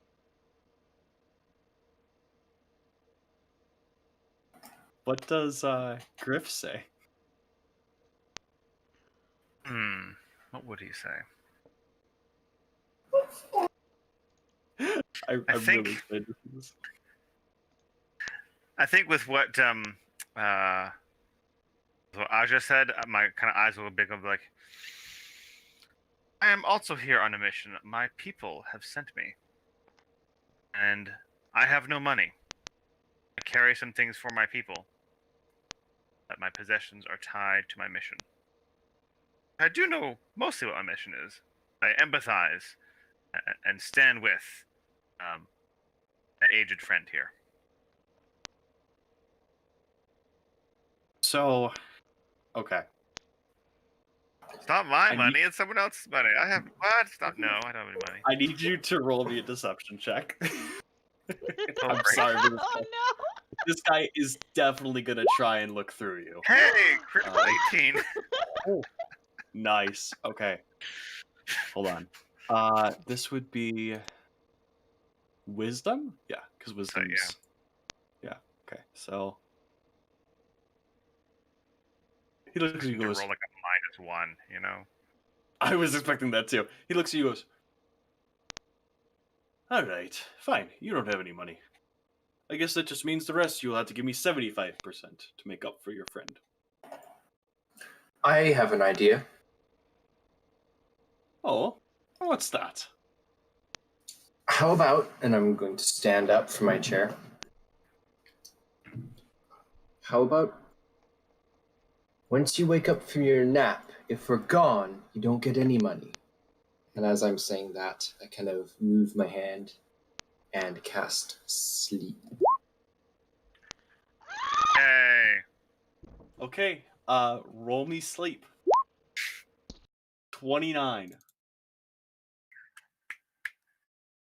This dude looks you in the eye, picks up something from the table. Nice try. Oh. He's got more than 29 HP. Oops. I want to start running then, unless we're in initiative. I will... I'd book it with you and bundle. Nausea. Aja, if Oh she's my willing to be gosh. bundled. That's great. Okay. I'm gonna yeah, roll me initiative.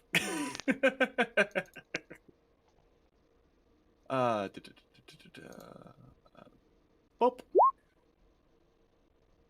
Natural 20 on initiative. Nice. Okay, hold on. And then Ooh, these guys yay are for gonna go. tiebreakers. Whew. We're gonna do this. Okay. Yeah, it's a good thing you had that. Okay.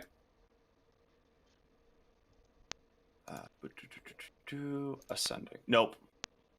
Descending. There we go. No one knows how to do things. Okay. Aja, it is your turn. Okay. Nice, pretty. Is he like right next to me, or is he a little further down the table? He's a little bit down the table. He's within 10 feet of you. Okay. Seeing that my friend tried to cast magic on him, looking over at his buddies, does his buddies look like they're about ready to move towards us? They look like they're starting to get the message of what's about to happen, and you see like one of them's like getting half out of his chair. The other one's kind of just picking up a sword. The other one's the one in the corner is kind of just flipping up a dagger to catch it to get ready to strike.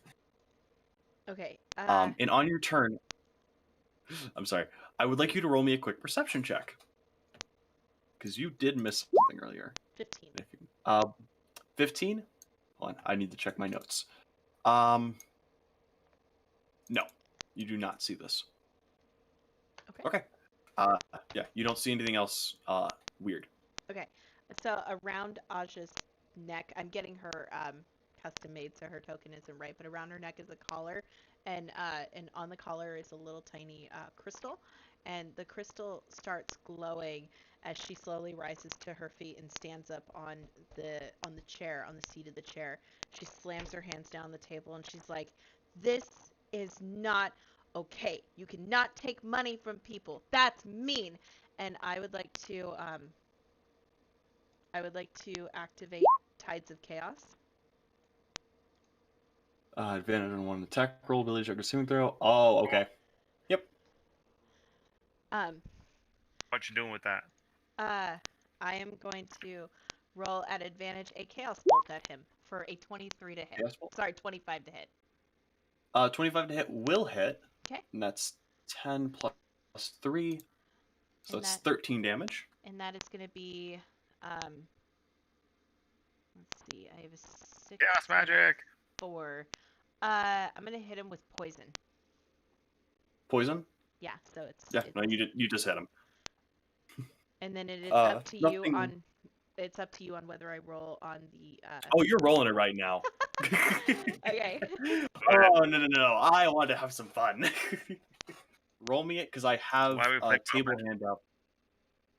Yep. There's a table handout that everyone can see. And I actually copied the official one.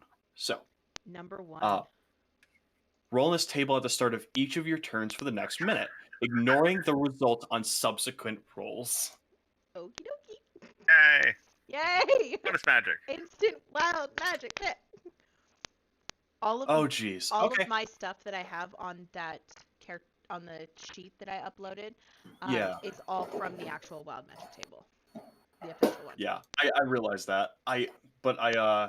That one I don't give everyone access to. The other handout I have, everyone has access to. Just because your stuff is yours and their stuff is theirs.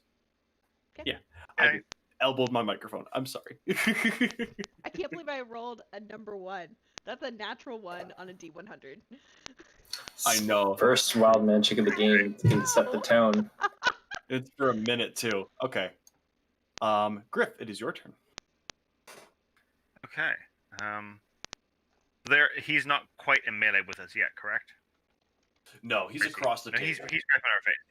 He's across the table. Across the table, that's handy. Can I shillelagh and whack him with staff from across the table? Still have table in between us? Yeah. You can definitely keep the table in between you.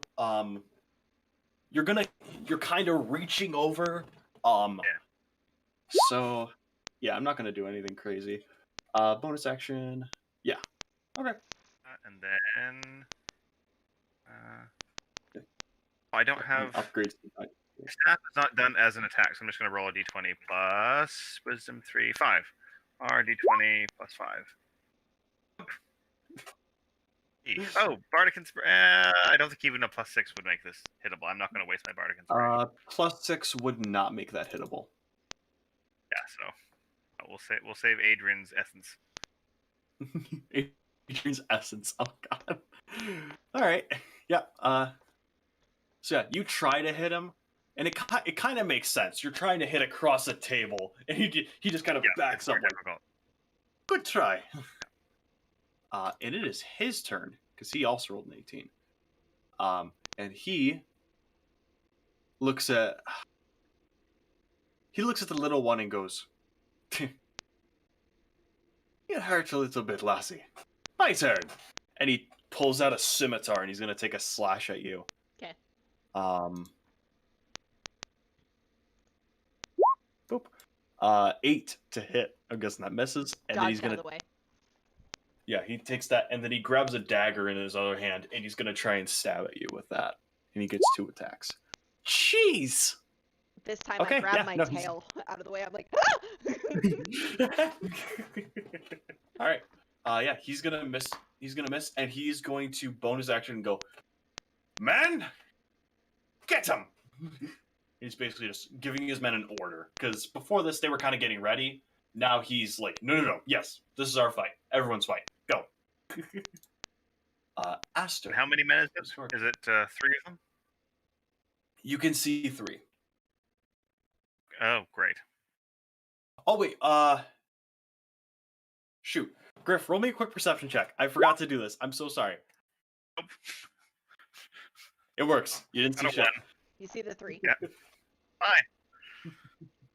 Yep. So yes, Aster, it is your turn. Aster, you are muted. Aster's going to step back from the table so long as he doesn't provoke an attack of opportunity. Yeah, you're fine. And then he's going to kind of lift up a hand pointing at him and says, "Don't anger the dragon, Drakkar." And he's going to cast Dissonant Whispers at him, which means a wisdom save throw of 13 or higher, please. Okay. Bandit Captain. Wisdom. That is a 16. So it takes... Does he take half? 3d6. Wait, on a failed save, so on a pass, what does it say? Half as much. So that's 5 points. And then he would hear kind of the whispers of Aster's words just kind of echoing very loudly in his ears. Because of that, he's kind of unfazed.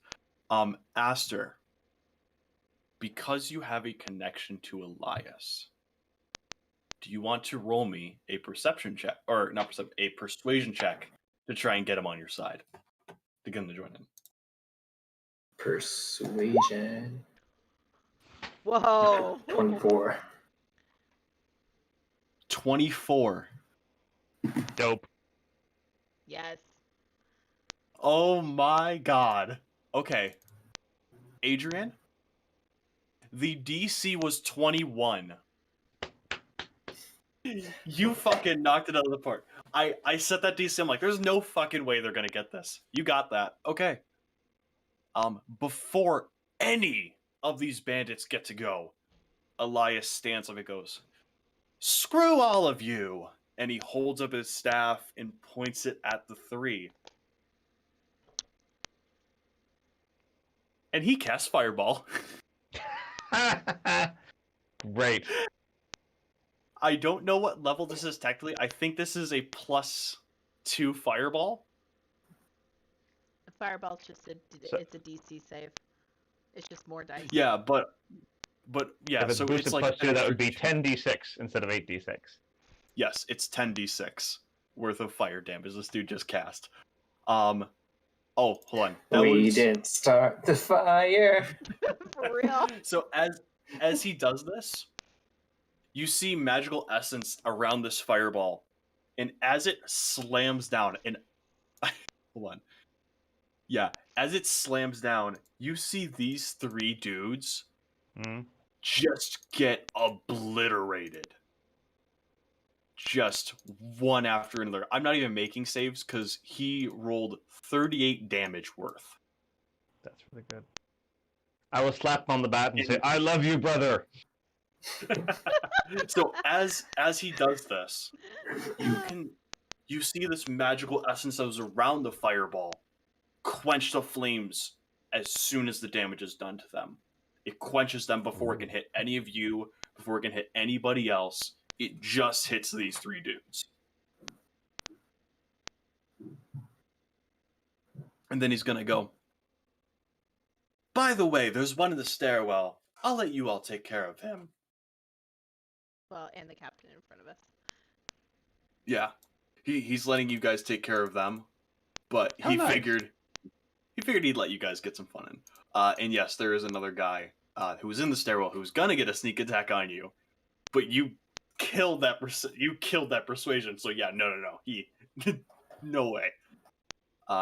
So it's his turn, and he is going to attempt. He's gonna throw a dagger, and he's going to throw it at our youngin here, who's actually Not the I think youngin. the oldest in the group. Oh no, not dagger. He's gonna shoot a crossbow bolt. Sorry, I forgot what he had. So go. Does a 21 hit? Yes. That's 5 piercing damage. Okay. Jeez, that's actually almost max. Yeah. So he shoots you, and then he kind of looks around, and goes, "Uh-oh!" You realize he's been had. And it's your turn. Awesome. So at the start of my turn, I roll on the wild magic table. 82. Oh yeah, roll it. 82. What is that? You immediately take an additional action. Awesome. Oh my god. Awesome. I'm gonna point a finger at him, at the one in the stairwell that just shot me, and say, "That was really rude." And I'm gonna cast Chill Touch. Chill touch, you said? Yes. Yeah, that's gonna miss. Okay. That's fine, because I'm gonna pull my hand back, and I'm gonna do Produce Flame, and then I'm gonna throw the Produce Flame at him, because I get another action. I love wild 22. magic. Oh, there you go. Okay. Yeah, 22 will hit. You do 4 damage to him. 4 points of fire damage to him. Yeah, he I kind of. love you, sister. You make fire. It's like your hair, but smaller. He gets knocked back a little bit into the circle. I'm out. He holds a hand. I'm like, I'm out. Nope. I don't want that. Nope. He just saw a spectral hand come at him, miss, and then just a ball of fire just hit him in the face. He's not having a. He's like, nope. I'm out. I surrender. He wants nothing to do with this anymore. Cool. I'm gonna yell at him, just sit there and I'll talk to you in a minute.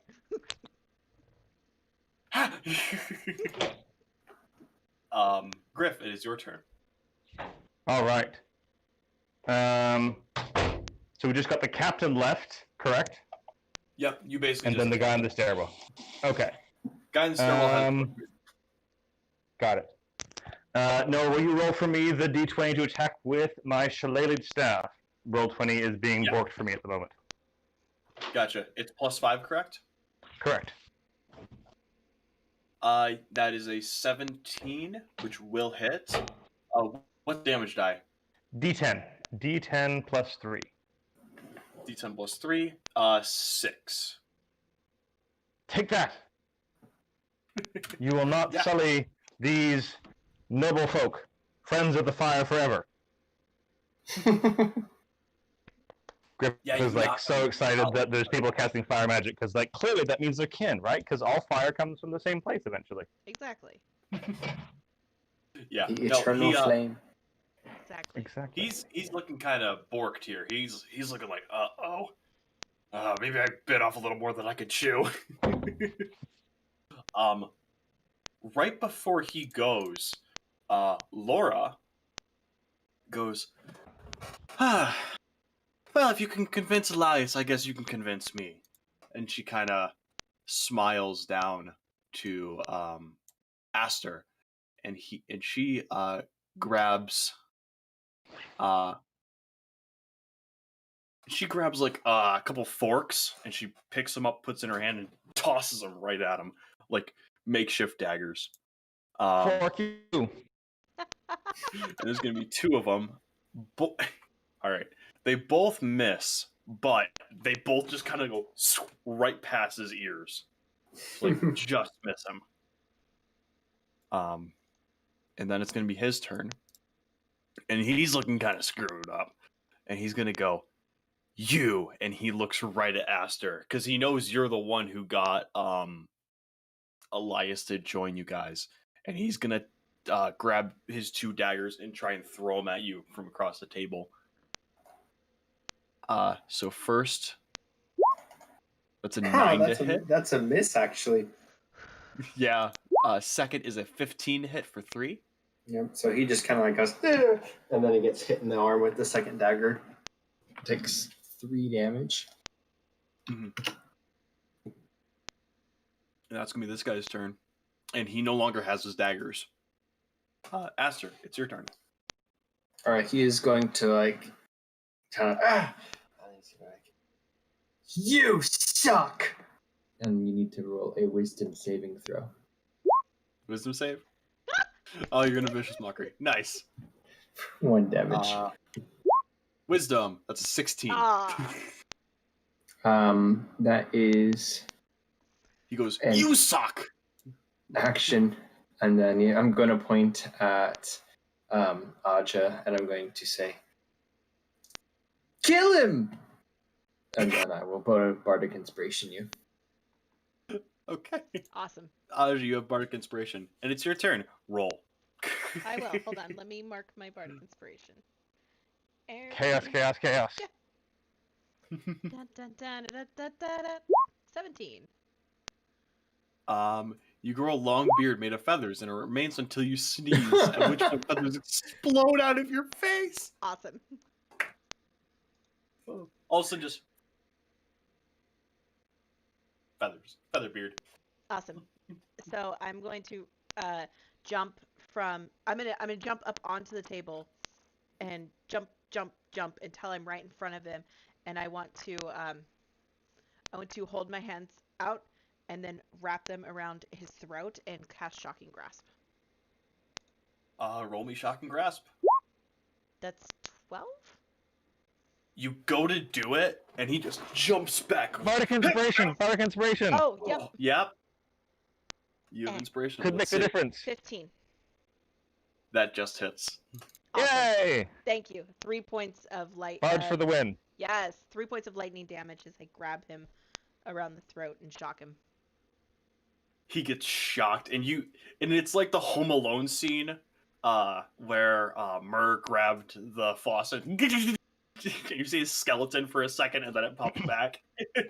It's like that, and he goes, "Oh God, you give me 25% of your gold, and I'll let you go."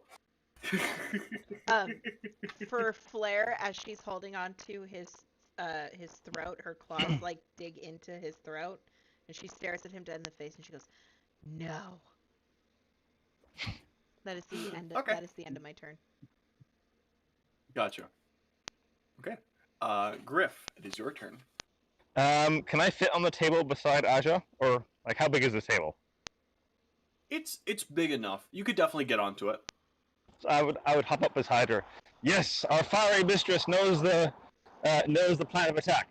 So I'll jump up and try to produce flame and just kind of like shove it in his face. So can you roll me a d20 plus 5? D20 plus 5. Crit. It's not gonna hit. It's an 11. That's an 11. Do you have your Bardic Inspiration? Oh, I do. Yes, d6. I have not spent it yet. Dang it.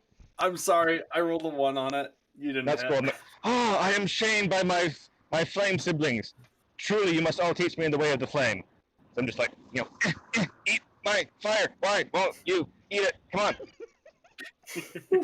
All right. And also standing next to Aja to be like, protective because she's clearly the expert here.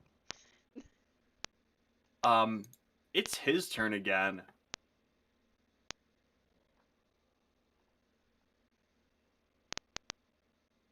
Did you ever let go? Kenzie? Probably not. No. Probably not? Okay. My nails are digging into his throat.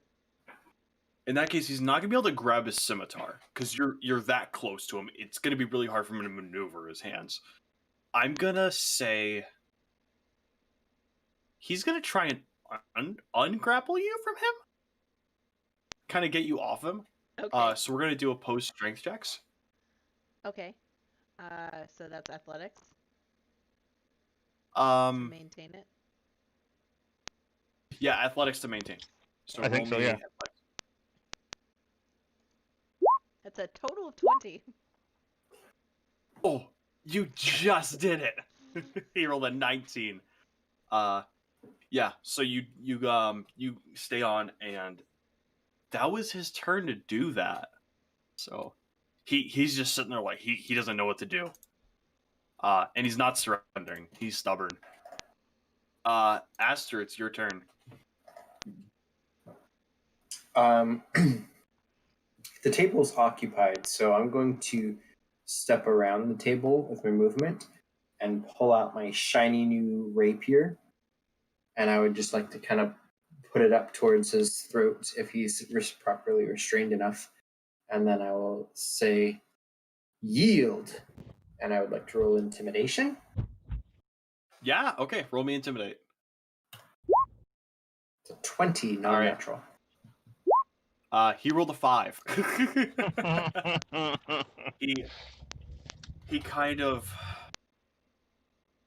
he hangs his head and he goes, fine, and he holds, and he can't really hold his hands up because he's got a blade here, 2 hands around.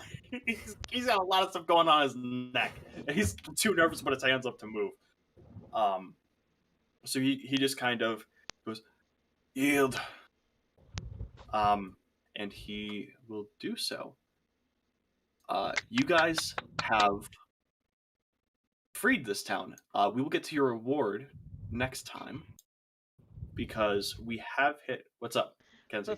Before we end, I want to say that I sneeze and I just cover his face entirely with my beard feathers, like, and just boom all over his face. You know what? Actually, Kenzie, roll me one more wild magic before we end. I just want to see what we get. As I sneeze. Fireball. Fireball. 74. A As I random sneeze creature on within him, 60. Oh, Okay. no. I am going to say within 60 feet. 1, 2, 3, 4, 5, 6, 7. There's 7 of you. Okay. 1, 2, 3, 4, 5, 6, 7. All right. I have kind of mine. /R 1d7. Ready? Yep. 6. You hit. You poisoned the captain. I sneeze poison on him. That's great. I cover him with feathers. I basically like tar him. Like I sneeze and he's For covered 3 in hours. poison, and then I hit him with feathers. I tarred him. So for 3 hours, we're gonna say essentially, he's not gonna die from this. He's basically just gonna get kicked out. He's got one last man with him, and they're gonna leave the town. Before he's hauled off, yes. just like as like he's getting, I don't know, arrested, or if we're marching him out, as soon as he's kind of like turned around to get shuffled out, I just want to whack him on the butt with the flat of my rapier for Nice. non-lethal damage. Okay. I would like all of you to roll me a quick investigation check, and this is to see how much loot you're gonna get. Natural 1.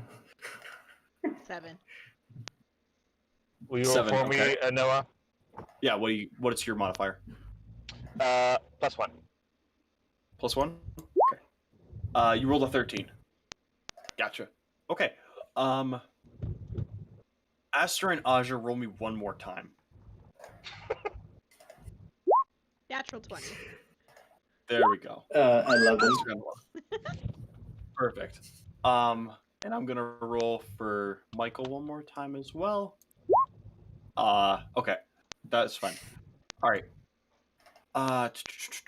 So Aja, you're going to roll me 5d12. Aster, you're going to roll me 3d12. And I will roll and then I can do yeah. my dice roller app if you want that. My computer's rebooting, so I'm on my phone. Oh no, it's let me just see. I rolled you Your call. 13.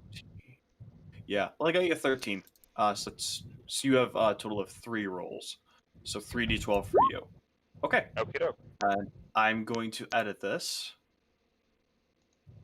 And there we go. Now you can actually see the loot table. So you should look in your thing and there's loot for bandits. Whatever you that's cool. loot Oh, neat. is what you got. Yeah. So is So it 9 total, or the 6, 2, 1, or how is it? So you got a 6, a 2, and a 1. Oh, okay. So you get got it. what's in 1, what's in 2, and what's in 6. So that's what you got. Cool. I got Whoa. 8, 7, and 4. Okay, I'll write that down. I got 100 gold worth of shiny gemstones. Nice. Yeah. That was an awesome way to do loot, Noah. Yeah, Cool. that's I found it on Pinterest.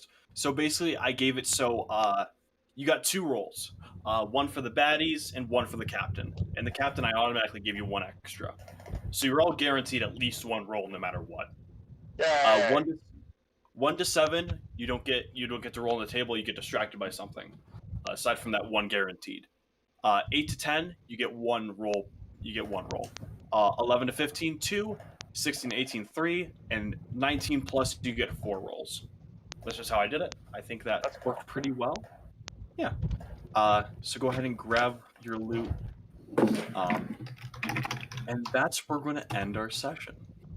Woo! That was awesome. That was so fun. Noah, this was a killer session 1. Many applause.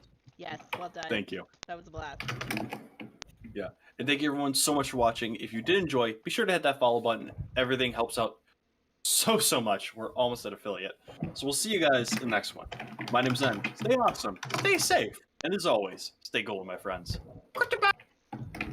And for all of our friends watching on the DDG YouTube channel, this was a blast. No, thank you so much. Can't wait to play. Thank you. Session 2. This is Amen. wonderful. I'm excited for it too. Yeah. So for now, we will all say goodbye. So everybody say goodbye to YouTube. Bye, YouTube. Adios.